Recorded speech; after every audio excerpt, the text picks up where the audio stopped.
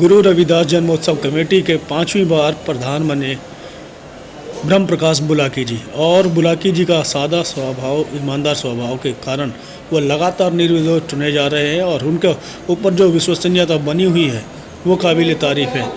हर बार की तरह उन्होंने एक बात कही कि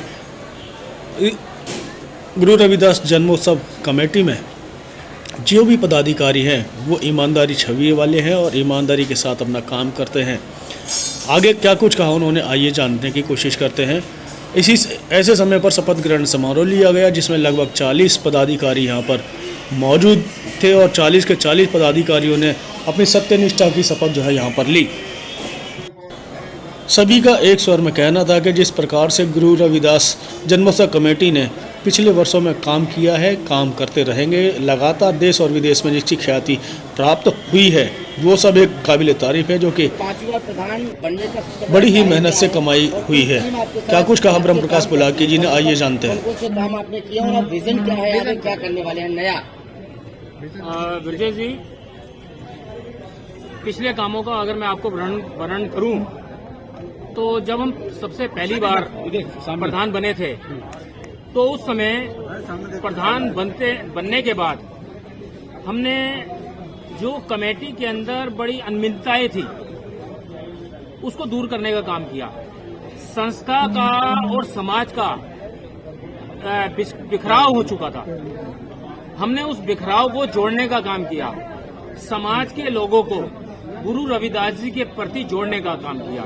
प्रथम वर्ष में क्योंकि लोग गुरु रविदास जी के जीवन से अज्ञानी थे, हमने गुरु रविदास जी का जीवन को जन जन तक पहुंचाने के लिए हमने गुरु रविदास जी के जीवन दर्शन पर आधारित नाटक का मंचन कराया एक बहुत बड़े कलाकार श्री अरविंद गौड़ जी से ऐवाने गालिब में। उसके बाद हमने एक कवि सम्मेलन का आयोजन किया। फिर हमने समाज के लोगों को गुरु रविदास जी से जोड़ने के लिए जो गुरु रविदास जी के धर्म स्थल हैं, वाराणसी है, सारनाथ है, वाराणसी में गुरु बाबू जगजीवन राम जी के द्वारा बनाया गया मंदिर है राजघाट पर, वहां पर, और खुरालगढ़ साहिब, चरणछू गंगा,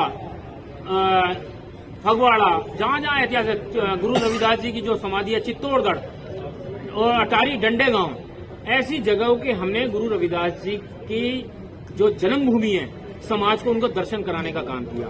उसके बाद हमने दूसरे कार्यकाल में जब आए तो हमने दिल्ली के निगम बोध घाट पर, आप देखिए बहुत बड़ा सुंदर, अच्छा, जितने भी वहां स्मारक देवी देवताओं के बने हुए हैं उसके अंदर सबसे सुंदर और सबसे अच्छी लोकेशन पर हमारा गुरु रविदास जी का वहां स्मारक बना हुआ है, जिसकी देखरेख सारी हमारे सूरज गौतम जी कर रहे हैं। उसके बाद हमने ये हमारा जो आप कार्यालय देख रहे हैं, ये 3 मंजिल कार्यालय, समाज के सहयोग से हमने इस कार्यालय का निर्माण किया।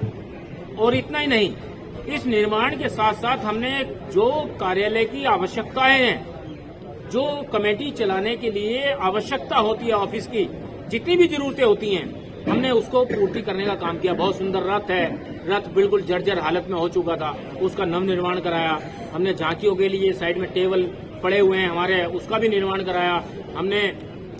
टेंट वालों के पास धक्के खाने पड़ते थे, हमारे पास पतीले नहीं थे, वो भी हमने बनाए। हमने इतना ही नहीं, हमारे कार्यकाल में अमेरिका से, वहां जब इंडिया के अंदर कोरोना से लोग पीड़ित थे, ऑक्सीजन गैस नहीं मिल रही थी, तो वहां की हमारी संस्था का हमारा लिंक, वहां की जो गुरु रविदास सभा यूके की है उससे हमारा संपर्क हुआ। वो ये चाहते थे कि दिल्ली के अंदर जो महामारी है, हम दिल्ली में मदद करना चाहते हैं तो किसको करें। तो उस समय उनको एक नाम दिखाई दिया, श्री गुरु रविदास जन्मोत्सव कमेटी दिल्ली के अंदर ऐसी संस्था है जो इस जिम्मेदारी को निभा सकती है।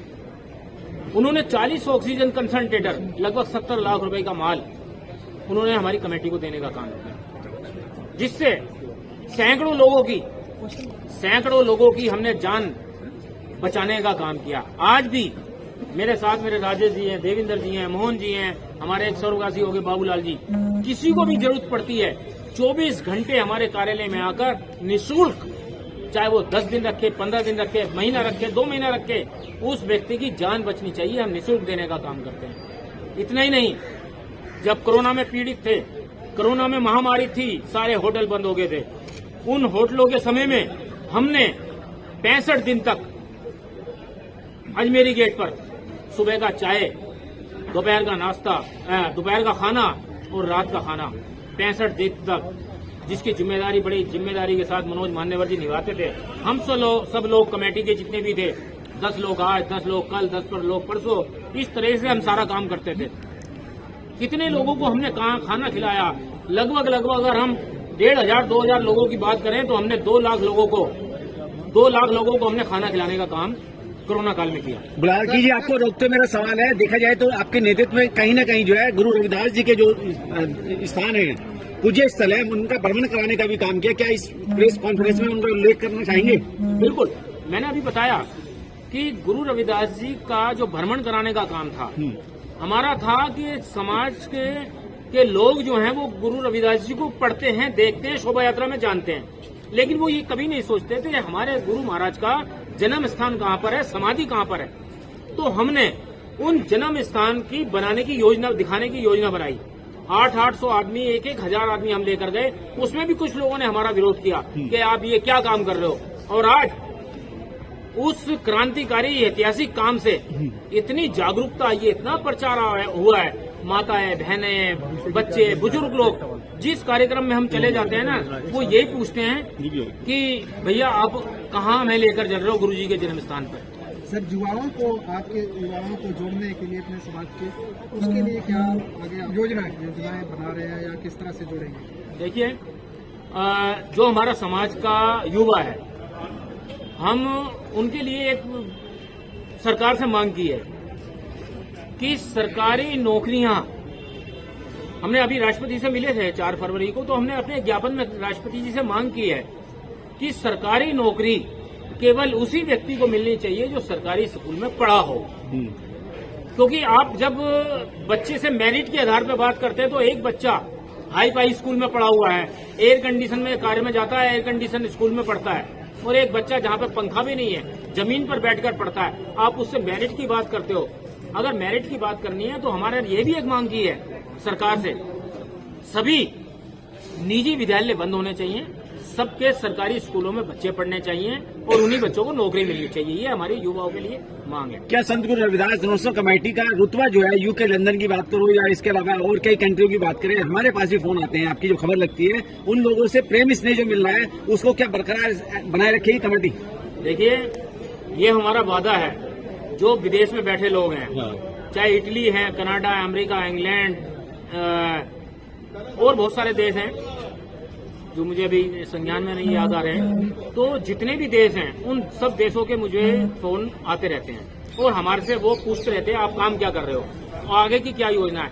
ये हमारा वादा है कि जो स्नेह प्यार और जो हमारी आपसी भाईचारा गुरु रविदास जी के मिशन पर बना हुआ है, हम उसको बरकरार ही नहीं, उससे और एक कदम आगे बढ़ने का काम करेंगे। आगे की भविष्य की योजनाएं क्या है जन्मोत्सव कमेटी की?